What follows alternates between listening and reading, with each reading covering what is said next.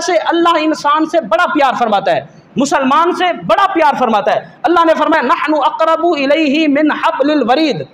अल्लाह ने पहले इंसान को पैदा किया, पैदा फरमाने के बाद फिर इंसान को तसल्ली दी, क्या इंसान मैंने तुझे पैदा करके ऐसे खाली नहीं छोड़ दिया।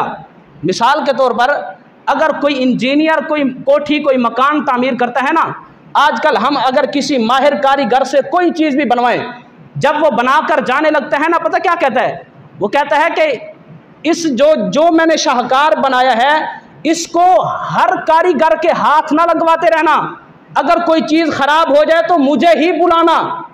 क्यों कहता है?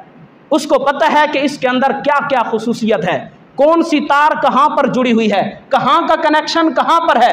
वो मना करके जाता है कि हर कारीगर के हर ऐरे गैरे के हाथ में ना दे देना, अगर कोई कहीं खराबी पैदा हो जाए तो मुझे ही कॉल करना, मुझे ही फ़ोन करना।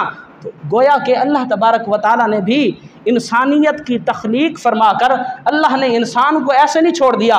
उसके बाद अल्लाह ने फरमाया नहनु अक़रबु इलैहि मिन हब्लिल वरीद।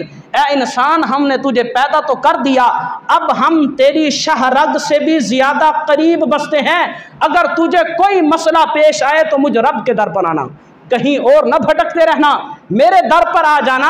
कोई मसला पेश हो मेरे पास आ जाना, कोई मुश्किल हो मेरे पास आ जाना। मैं तेरा रब होकर तेरी हर मुश्किल आसान करने के लिए तैयार हूँ। अल्लाह ने कुरान में यह भी ऐलान फरमाया नहनु अक़रबु इलैहि मिन हब्लिल वरीद।